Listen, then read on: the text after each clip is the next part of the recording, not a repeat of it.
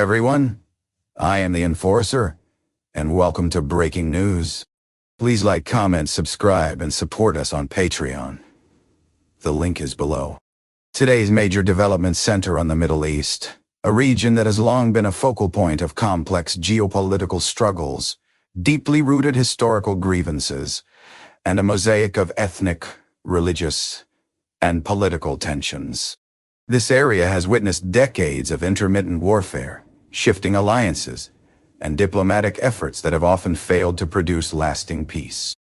Recently, Israel has significantly escalated its military operations by conducting a series of precision airstrikes, targeting Hezbollah positions in Lebanon's Bekaa Valley, a region known not only as a strategic stronghold for Hezbollah, but also as a critical logistics and supply hub for the group. These airstrikes represent a sharp intensification of hostilities following the collapse of high-stakes diplomatic negotiations held in Geneva between the United States and Iran. These talks, which aim to address contentious issues surrounding Iran's nuclear program and broader regional security concerns, ended without a breakthrough, leaving tensions dangerously elevated and casting doubt on the future of non-proliferation efforts in the region. Israel's current military campaign is widely interpreted by analysts as a possible prelude to more direct and expansive action against Iranian interests, which could potentially trigger a wider regional conflict involving a complex web of state and non-state actors, including proxy militias and allied countries. Hezbollah, which receives substantial financial and military backing from Iran, has issued stern warnings of retaliatory measures that could further destabilize an already volatile region, raising fears of a broader conflagration that might engulf neighboring countries and disrupt global energy markets. Meanwhile, Iran itself is grappling with a significant domestic challenge following a catastrophic fire at its Abadan oil refinery, one of the country's largest and most vital energy production facilities. This disaster threatens to severely curtail Iran's oil output at a time when the country is already under intense international sanctions, limiting its economic capabilities. The incident underscores the fragile state of Iran's industrial infrastructure amid ongoing economic pressures and internal unrest. In response to the escalating tensions in the Middle East, the United States Navy has bolstered its military presence in the CENTCOM area of responsibility, with the deployment of the USS Gerald R. Ford, the U.S. Navy's newest and most advanced aircraft carrier, signaling Washington's commitment to projecting power and maintaining stability in this critical geopolitical theater. Beyond the immediate scope of the Middle East, regional security concerns are also heightened by ongoing clashes along the Pakistan-Afghanistan border, where militant groups and government forces continue to engage in frequent skirmishes, exacerbating the humanitarian situation and complicating international counter-terrorism efforts. Simultaneously, increased Chinese naval activity near Taiwan has raised alarm bells in the Indo-Pacific region, as Beijing continues to assert its claims over the island with a show of military strength, thereby intensifying tensions with the United States and its allies, who support Taiwan's de facto independence. In Europe, the appearance of Russian drones near the French aircraft carrier Charles de Gaulle highlights a growing pattern of espionage and military posturing, reflecting the persistent state of strategic competition between Russia and NATO countries. Meanwhile, in the Americas, Mexico's government has announced the killing of a senior figure within the Jalisco Cartel, one of the most powerful and violent drug trafficking organizations in the region. A development that is expected to provoke violent retaliation and further complicate the country's ongoing struggle with organized crime. In the Caribbean, the United States is conducting an investigation into a suspicious vessel spotted in Cuban waters, raising concerns about illicit activities and broader regional security implications. Lastly, Ukrainian forces have reportedly inflicted damage on Russian military assets near Dorobush, continuing the intense conflict that has far-reaching consequences for European security, global energy supplies, and international diplomatic alignments. Taken together, These disparate yet interconnected events paint a picture of a world grappling with multiple overlapping crises, fueled by failed diplomacy, military tensions, and the precarious balance of power among competing nations and groups.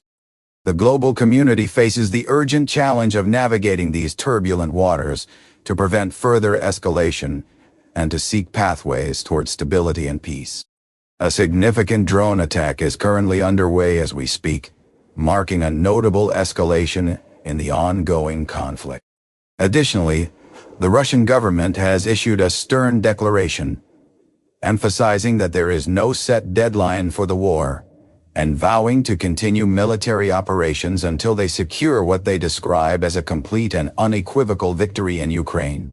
This statement underscores the prolonged nature of the conflict and suggests that Moscow is prepared for a sustained campaign, regardless of international pressure or economic consequences.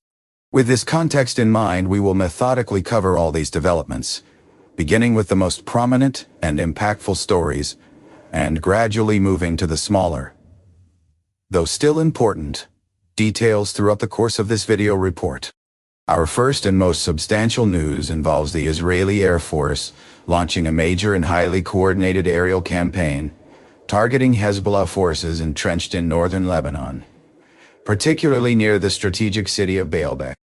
Numerous reports from on-the-ground sources and regional observers confirm a series of large and powerful explosions reverberating across Baalbek and throughout the entire Baalbek Valley, a region known for its rugged terrain and historical significance. Israeli jets appear to be systematically striking and dismantling Hezbollah's critical infrastructure, including ammunition depots, communication centers, supply routes, and command posts that are scattered strategically across the region to facilitate guerrilla warfare and maintain operational resilience. Some of the most notable and visually striking explosions have been captured in the accompanying footage, which vividly illustrates the scale, intensity, and precise targeting of these airstrikes. Additional video clips from the Baalbek area further reveal the extensive damage inflicted by these operations, with several large explosions lighting up the valley in rapid succession, creating a scene reminiscent of a battlefield rather than a civilian area. These military operations have occurred at a particularly telling and geopolitically sensitive moment, coming on the heels of the recent conclusion of the third round of diplomatic talks between the United States and the Islamic Republic of Iran, held in Geneva, Switzerland. According to multiple sources, U.S. envoys expressed disappointment with Iran's proposals during the 3-hour-long negotiations, which is considered a relatively lengthy session by modern diplomatic standards, indicating the complexity and urgency of the discussions. Crucially, despite prolonged dialogue, Iran has yet to provide any written assurances or commitments that it will refrain from pursuing nuclear weapon development, a point of significant concern for the international community and a major sticking point in negotiations. This unresolved issue adds a layer of tension to the already volatile situation in the region. In a related development, the USS Gerald R. Ford, a state-of-the-art nuclear-powered aircraft carrier, departed from Suda Bay, Crete, just 24 hours ago, and is currently en route to the eastern Mediterranean, with an expected arrival near Israeli waters within the next 17 hours. This movement is widely interpreted as a potential signal of impending U.S. military action, or at least a readiness posture to support Israeli operations, underscoring the high stakes of the current geopolitical moment. If this is indeed the case, it appears increasingly likely that the U.S. has coordinated closely with Israeli military planners, with Israel now actively targeting Hezbollah as a preemptive measure to neutralize any immediate threats posed by the group.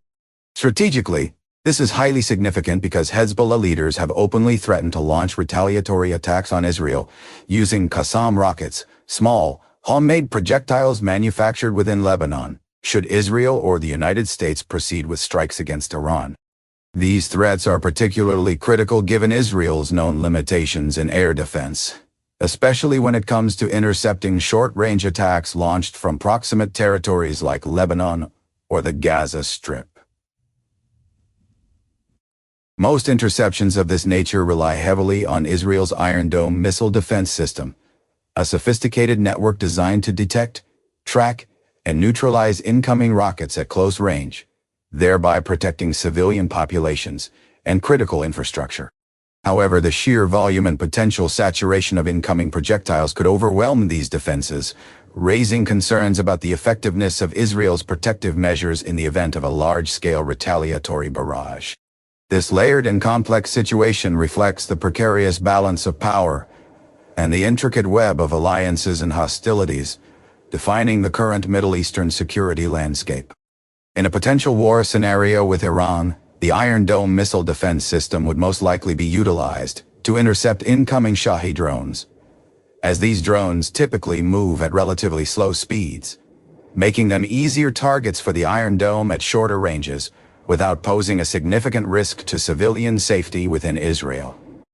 The Shahed drones, often employed for reconnaissance and strike purposes by Iranian-backed forces, fly at low altitudes and follow relatively predictable trajectories, allowing the Iron Dome's radar and interceptor missiles to engage them effectively before they reach critical targets such as population centers, military bases, or infrastructure hubs.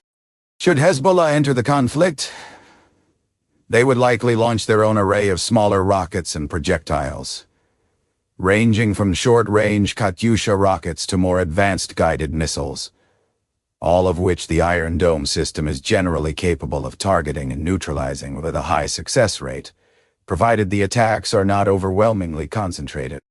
However, if both Iranian and Hezbollah forces coordinate attacks, launching a large volume of projectiles simultaneously, the Israeli short-range air defense systems, primarily the Iron Dome, could become overwhelmed by sheer numbers, potentially leading to some rockets or drones slipping through the defense net and causing considerable damage from the larger short-range assaults.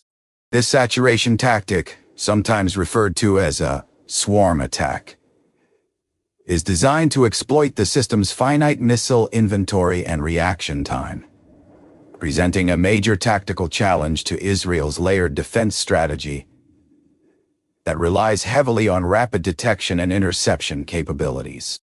To mitigate this risk, Israeli forces appear to be conducting a series of preemptive strikes on Hezbollah positions and infrastructure, focusing on critical targets such as munitions depots, supply centers, communication nodes, and command hubs, aiming to degrade Hezbollah's operational capacity and disrupt their ability to launch coordinated attacks before any full-scale conflict with Iran begins. These strikes are often carried out by precision-guided munitions launched from fighter jets, drones, and artillery units, and are supported by intelligence gathered through aerial surveillance, electronic signals interception, and human intelligence networks embedded within the region. Additionally, the U.S. Air Force presence remains significant in Israel, with recent high-resolution Chinese satellite imagery showing F-22 Raptors stationed at Abadan Air Base in southern Israel, one of the country's southernmost and strategically important military installations, due to its proximity to the Red Sea and southern border. The satellite images reveal that the tarmac and adjacent runways have been recently resurfaced, likely to provide the necessary smooth and durable surfaces required for the F-22's relatively delicate and sophisticated landing gear system, indicating meticulous preparation to maintain optimal operating conditions for these advanced stealth jets that play a critical role in air superiority and precision. Furthermore, the USS Gerald R. Ford aircraft carrier has recently departed from the naval base at Crete and is expected to arrive off the Israeli coast within approximately 18 to 20 hours, where it will join the USS Abraham Lincoln carrier, strike group currently operating in the Arabian Sea under the U.S. Central Command, CENTCOM. This deployment represents a significant escalation in U.S. military presence in the region and underscores the strategic importance of maintaining a credible and rapid response force capable of conducting airstrikes, maritime interdiction, and support operations should hostilities escalate.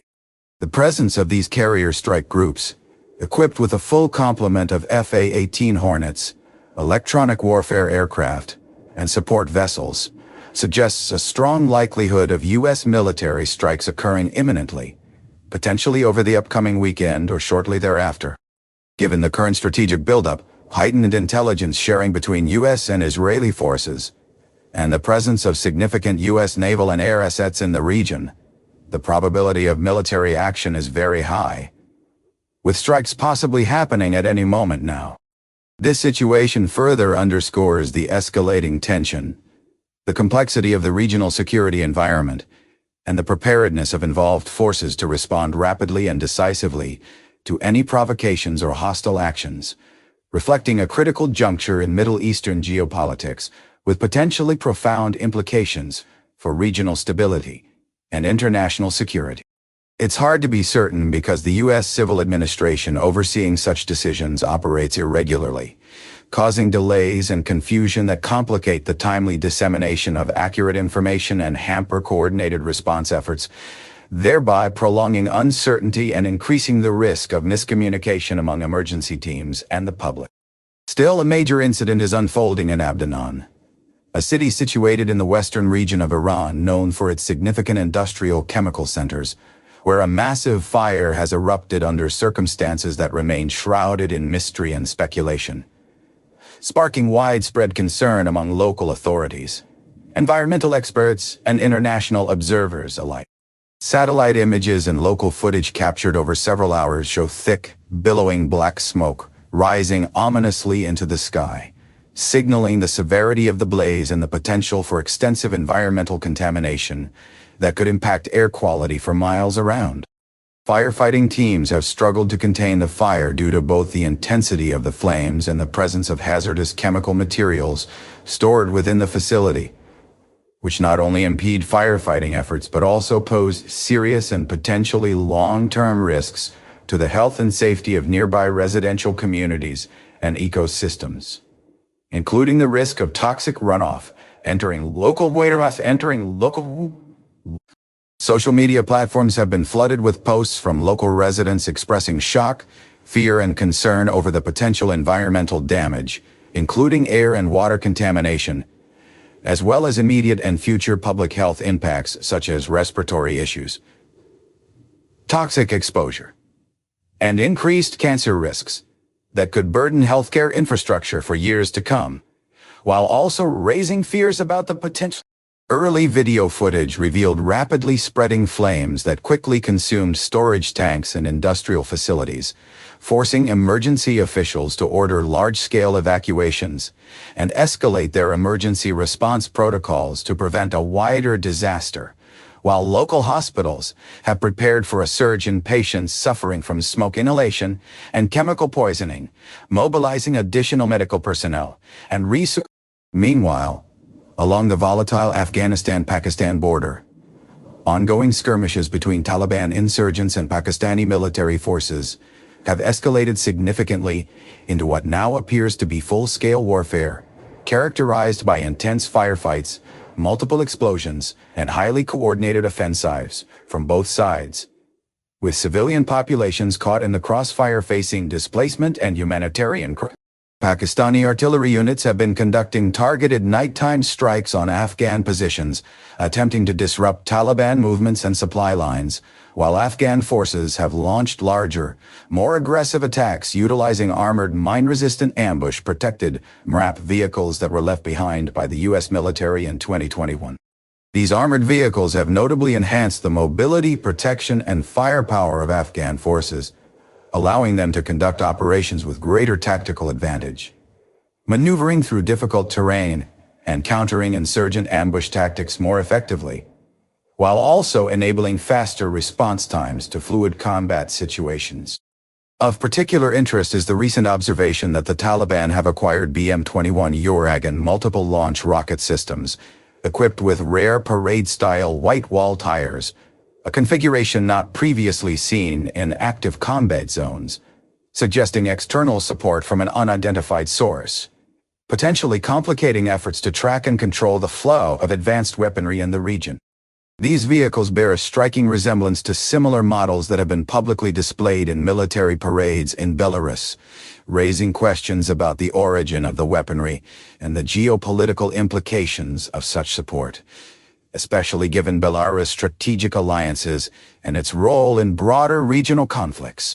This acquisition represents a significant shift in the balance of power within the ongoing conflict, potentially altering the trajectory of hostilities and complicating regional security dynamics by introducing new variables into an already volatile environment. Taken together with the unfolding industrial disaster in Iran, these concurrent events underscore the increasing volatility and complexity of the geopolitical landscape in this region, highlighting the serious and far-reaching implications for international security, diplomatic relations, and humanitarian considerations that demand urgent attention and coordinated action by global stakeholders, including multinational organizations. The situation remains incredibly intense and fraught with danger, featuring a wide array of heavy-caliber weaponry that is both formidable and, in some aspects, visually striking. Notably, some of these weapons have been adorned with parade white walls and ornate parade trims on the fenders and various rocket launcher accessories. A display that is truly unprecedented and unlike anything I have ever witnessed in previous conflict. This unusual combination of lethal hardware and ceremonial decoration highlights the complex nature of this confrontation, where military might is showcased not only in raw power but also through symbolic displays meant to boost morale or intimidate the adversary. Meanwhile, Pakistani forces have significantly intensified their counterfire efforts, employing a sophisticated mix of artillery barrages and precision-guided anti-tank missiles. Recent footage vividly demonstrates this escalation, showing an anti-tank missile striking a Taliban outpost perched atop a strategic hillside near the contested border region, with the impact appearing to be highly effective and causing substantial damage to the target. This ongoing border conflict shows no signs of abating. On the contrary, both sides seem determined to escalate their military actions further, with increased troop deployments, intensified exchanges of fire, and a growing number of casualties reported on both sides. Just an hour ago, the Taliban officially declared an armed offensive against Pakistan, signaling a significant escalation in the conflict and indicating that this border war will likely continue for at least the next week, if not for an extended period beyond that. The sustained combat and strategic maneuvers bear a striking resemblance to last year's conflict, which concluded only when Pakistan leveraged its superior firepower, including targeted airstrikes on key urban centers, such as Kabul and Kandahar, ultimately leading to a ceasefire that now seems irrevocably broken as hostilities have resumed with renewed vigor. Shifting focus to East Asia, near the Taiwanese Kinmen County Islands, the Chinese Coast Guard and Navy have once again brazenly violated Taiwanese territorial waters. Recent video footage captured by the Taiwanese Coast Guard showcases their ongoing efforts to monitor, intercept, and expel these Chinese vessels, underscoring China's persistent low-level coercion campaign against Taiwan. This sustained pressure is part of a broader strategy aimed at compelling Taiwan's civilian government to accept a one-state, two-government solution, an arrangement China has long advocated as a means to assert control without outright annexation.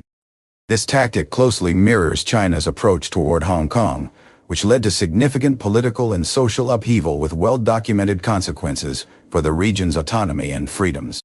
Turning to Europe, notable developments have emerged from Malmö, Sweden, where the French government recently reported a concerning incident involving the Charles de Gaulle aircraft carrier, which was moored in the port. The vessel was approached by a suspected Russian drone, an event that heightened tensions given the ongoing geopolitical climate. The Swedish armed forces detected the drone and promptly deployed countermeasures to neutralize the threat. However, contact with the drone was lost shortly thereafter, raising questions about its ultimate fate and the intentions behind its deployment.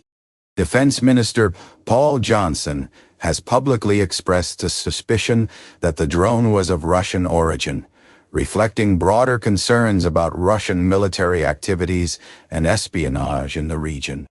Meanwhile, within Russia itself, the domestic situation appears increasingly troubled and unstable. Yet Russian officials have reiterated that there is no deadline or timeline for ending the conflict in Ukraine, a clear indication that diplomatic negotiations remain stalled, and negotiations with Russia continue to be unproductive. Additionally, recent satellite imagery of a factory in the town of Dorogobuja, struck several days ago, reveals the plant has been completely destroyed, leaving behind a large charred footprint that starkly marks the site of the facility's ruins. This destruction not only represents a significant blow to local industrial capacity, but also serves as a grim reminder of the widespread devastation wrought by the ongoing conflict, with economic and humanitarian repercussions that will likely be felt for years to come. The facility in question was a nitrate production plant that manufactured fertilizers, as well as nitrates used in ammunition production. But it appears that this facility no longer exists, having been dismantled or destroyed in recent years due to shifting industrial priorities and geopolitical tensions in the region. The nitrate produced there was critical, not only for agricultural purposes, supporting local and regional farming economies, but also played a strategic role in the manufacture of explosives and ammunition, highlighting the dual-use nature of such industrial complexes. Meanwhile, a major Ukrainian drone attack is currently underway as this video is being recorded, underscoring the ongoing conflict and technological advancements in modern warfare, where unmanned aerial vehicles are increasingly utilized for reconnaissance and precision strikes, often altering the dynamics of battlefield engagements. Shifting focus away from Europe and towards the Americas, reports indicate that the U.S. government is still investigating an incident involving a vessel where, according to both the United States and Cuban governments, 4 U.S. citizens were killed on board, an event that has sparked significant diplomatic concern and raised questions about maritime security and international cooperation in the Caribbean region. The Secretary of State commented on the situation, noting that the boat was registered in Florida according to the Cuban regime, which adds a layer of complexity to the investigation given the sensitive nature of US-Cuban relations and the historical tensions that have shaped interactions between the two nations. The Secretary emphasized that they aim to determine exactly what happened before responding accordingly, signaling a cautious approach to avoid premature conclusions and potential escalation. Interestingly, the U.S. government's reaction seems unusually surprised, given that they typically monitor every global development closely through intelligence agencies and diplomatic channels, which makes their hesitation to make definitive statements about the incident raise suspicion and fuel speculation about the true circumstances surrounding the event. Moving on to Mexico, the ongoing conflict between the Jalisco New Generation Cartel and the Mexican government continues unabated with no signs of de-escalation, reflecting the deep-rooted challenges in tackling organized crime and the complex socio-political factors at play in the region. Today brought significant developments. Mexican security forces reportedly killed El Tuli, the right-hand man to the country's most wanted drug lord, Hugo Cesar Macias Arena, also known as El Tuli or El Tulipon, a figure who had consolidated power and influence within the cartel and was instrumental in orchestrating operations and maintaining internal cohesion. El Tuli was a close associate of cartel leader El Meno and had emerged as a key organizer of unrest following reports of El Meno's death, indicating his role as a potential successor or power broker within the criminal organization. Central Military Intelligence identified Hugo, alias Eli, in El Guo, Jalisco, describing him as a logistical and financial coordinator, as well as one of El Meno's most trusted confidants, highlighting the sophisticated network and hierarchical structure of the cartel's operation. When authorities attempted to detain him, Iluli tried to flee by car and opened fire on officers. Security forces returned fire, killing him, a confrontation that underscores the violent nature of these operations and the risks faced by law enforcement personnel. This event effectively removes the de facto leader of the cartel, who had not been officially appointed, but had taken charge after El Menno's death, creating a potential power vacuum and uncertainty about the cartel's future direction. The killing is likely to escalate conflict in central and southern Mexico, particularly in the Jalisco New Generation cartel's area of influence, as rival factions and government forces vie for control and retribution. Historically, such high-level losses within the cartel provoke retaliatory attacks against government forces by subordinates seeking vengeance, leading to cycles of violence that destabilize communities and challenge state authority. We will be monitoring this situation closely, as there have already been numerous engagements between Mexican Army and National Guard units and cartel forces, with intense battles occurring in Jalisco state villages that have resulted in casualties and displacement of civilians.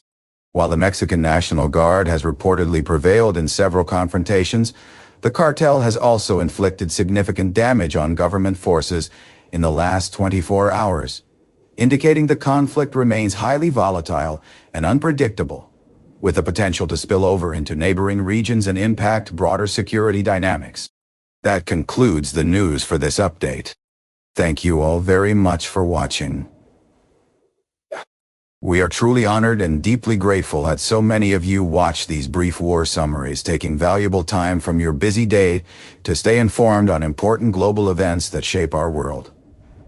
If you've enjoyed the content and found it helpful, please like, comment, and subscribe to support the channel and help us reach a wider and more diverse audience eager for reliable news.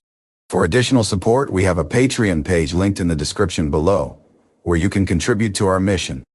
A huge thank you to everyone who supports us there. Your generous contributions make these videos possible and allow us to continuously improve and expand our comprehensive coverage.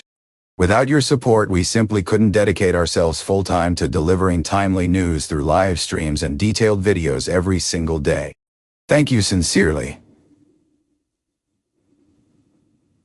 for watching, engaging, and sharing our content. We look forward to seeing you in the next video with more updates, insightful commentary, and in-depth analysis.